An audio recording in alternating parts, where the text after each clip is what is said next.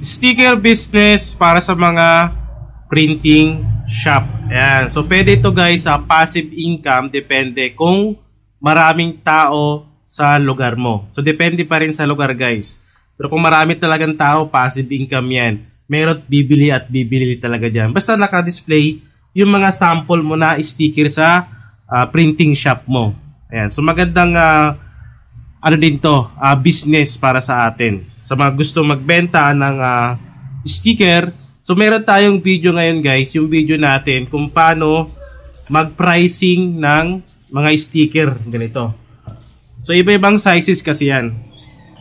Meron tayong template sa Google Sheet. Yan yung pinaka main video natin. Kaya gumawa tayo ng video kung paano mag-pricing ng sticker. So, auto-calculator yan. Auto-pricing na rin yan. Mag-input ka lang ng inches doon sa ating template. Okay? Yung haba at yung lapad. So, dalawa lang naman yung i-input mo para lumabas yung presyo. So, naka-automatic na yan. Ipapakita natin mamaya yan. So, yung mga template natin ay available din to guys sa ating website. So, ilalagay ko na lang yung link dyan sa description kung saan makakabili ng template or ready to print na sticker. Ipiprint mo na lang. Okay? So, passive income to. Basta maraming tao. Kaya gawin mo talaga ay mag-print ka ng sample. So, marami tayo ditong maliliit na size. Ayan, meron tayong maliliit na size. Tulad nito. Mga ganitong size. Ganyan. Mga ganito. Ayan, o. So, naka-ready na yan. Isasabit na lang. So, madami to kasi. Isang batch lang to. Meron pa akong isang batch doon sa aking sabitan. Tapos tulad nito. Ito ay mabenta sa mga tricycle driver. Kasi nilalagay nila ito doon sa tricycle nila. Sa may mga motor, mabenta to. Ayan o. Ayan. So available yung files natin na ready to print na. At yung template natin na auto pricing calculator. So ipapakita natin yung demo. So ang gamit ko lang dito guys na materials ay iTech. iTech matte. Pwedeng glossy, pwedeng matte. So, ang gamit ko ay matte. Lagyan nyo na lang siya ng phototop. Ayan o. iTech, vinyl sticker. Okay? So, ito yung mga sample. Yan, nilagay ko na lang packaging. Tapos, sabitan. Para pag may bumili, pipigtasin mo na lang. Diba? Ayan o. So, napakagandang business to. Pandagdag business natin sa printing shop natin. So, madami to guys. Mahirap isa-isahin. Dito pa lang ay kikita ka na basta maraming tao at naka-display itong mga sticker na gagawin mo sa labas ng printing shop mo. Okay? So, ipapakita naman natin yung template natin, yung auto pricing calculator. Sticker pricing auto calculator with unit converter. So, ito yung template natin guys sa ating Google Sheet. So, ito yung pinaka tool na pwede mong magamit pa compute ka ng sticker. So, dito sa ating template, meron tayong format na 3.30 pesos. So, yun yung pinaka-format natin. So, mapapansin nyo dito guys, nakaset siya ng 3.30. So, pwede mo siyang i-customize pa nag-message ka sa akin kung mag-a-avail ka nito. Pwede ka mag-customize ng pricing. Pwede natin baguhin ng 4 pesos, 0.30 or 5 pesos, 0.30 pesos. 0.30. Ayan. 5.30. Ayan. So, depende sa inyo guys. Ito yung pinaka-settings lang natin, pinaka-default natin ay 3.30. Okay? 3 pesos, 0.30. So, mayroon siyang butal. So, ito yung pinaka-layout natin. So, meron tayo ditong converter din nakasama. Ayan. So, meron tayong inches, centimeter, at millimeter. So, meron kayong client na gusto magpa-customize ng size ng sticker. Pwede kayong mag-convert. Kung binigay sa inyo ay naka-centimeter, i-convert mo siya ng centimeter. Okay? So, napakadali lang siyang gamitin. Ayan. So, dito sa pag-input nito, maglalagay ka lang dito sa ating quantity sa width at sa height. Wala ka na ibang babaguhin. Yung tatlo lang ang lalagyan mo. Dito ay naka-default na yan. So, di mo siya pwedeng galawin kasi may iba yung format yan. So, ang gagawin mo lang sa quantity at sa width at yung sa height. Okay? So, pag nag-input tayo ng sample, kung merong sticker na bibili at magpapagawa sa'yo, kunyari isang piraso, maglalagay ka sa quantity, isang pirasong sticker, tapos yung size niya ay 4 inches by 4 inches. Sa sukat na 4 inches by 4 inches, ang presyo niya ay 45.54 pesos. So, 45 pesos guys.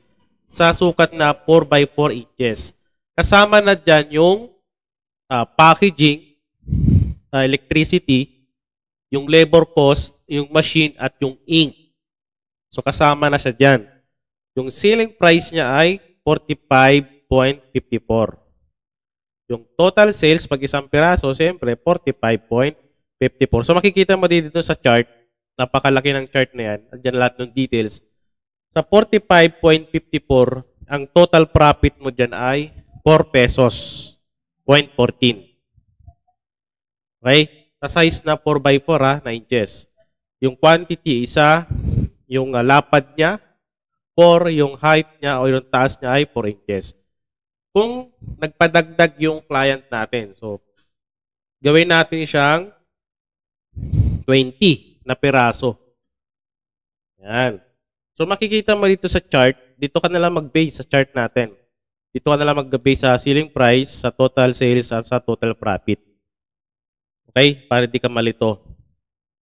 So, ang selling price natin, syempre, sa isang piraso, 45.54 sa sukat na 4 inches by 4 inches. So, ang total sales mo kung sa 20 pieces ay 910.80. Ang total profit mo dyan ay 82.80. So, labas na lahat-lahat. Yun na yung tubo mo. So, napakaganda, di ba? Napakaganda, napakagaling. Labas na lahat. So, sa isang client ko pa lang naman yan eh. So, paano kung marami kang client, pagpalagay natin ay 8. Gawin natin 5. So, 5 by inches. 5 inches by 5 inches. So, lagay natin ay 30 na lang na piraso. Ayan.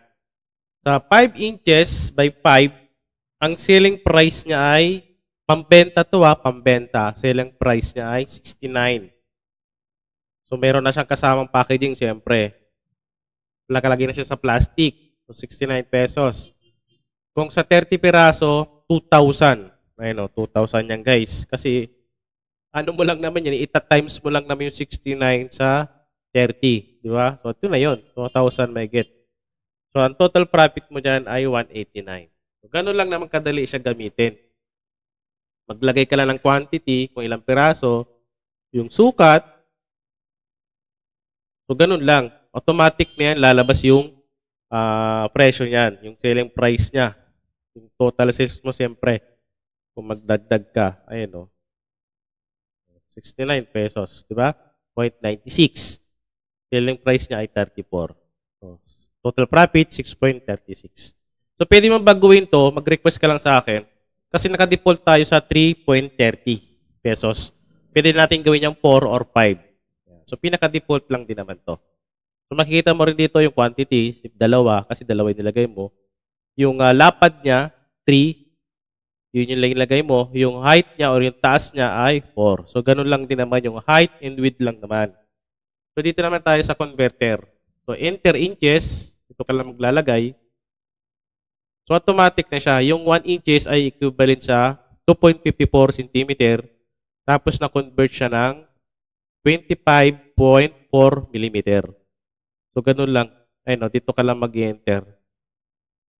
Ayan, 20 cm equivalent sa 200 mm equivalent sa 7.8 inches. Ayan. So, meron ding sobra yan kahit maliit lang. May allowance. So, dito din naman, 200 mm equivalent sa 20 cm equivalent sa 7.8 inches. So, parehas lang din naman yan, no? Match lang, di ba? Yan. So, may nakalagay naman dito sa baba. Selling price, sticker, presyo ng pambenta, total sales, kabuuang benta, total profit, kabuuang kita. Quantity, dami o peraso, with lapad inches, height, taas inches. So, gano'n lang. Yan. So, meron din siyang warning. This sheet is protected. Unauthorized copying is not allowed. So, kung ano yung lang binenta sa'yo, kung ano lang yung nakuha mo, yun lang. Bawal siya make a copy. Okay, so meron din tayo instruction. Wait, basahin nyo na lang. Ayun, no. Tapos, sa mga gustong bumili ng template natin na ready to print na, nilagay ko na yung link dito. Ayun, no. Copy-paste nyo na lang yan. Copy-paste nyo sa browser nyo. Tapos, meron pa siyang ibang tools na kasama. So, tignan nyo na lang, guys, kung ano yung gusto nyo pang idagdag na tools sa inyo para sa printing business. Okay? So, madali lang din naman gamitin yan. Ayun, no. Diba? So, automatic na yan. So, customize yung presyo niya. Saan nga ba mabibili yung Google Sheet template natin? Siyempre, dito lang yan sa djubilee.com. I-click nyo lang yung link sa description or sa comment section. Marami kayong pwedeng pagpilian dito. So, meron tayong printing sales and expenses tracker. Meron din tayong auto pricing. Ito naman ay para sa vinyl. So, kailangan mo dyan ng cutter, platter, or cameo. Hindi to yung printable na vinyl. So, ang printable yung pinakita natin kanina, yung sticker pricing calculator natin. So, magkaiba kasi sila ng presyo.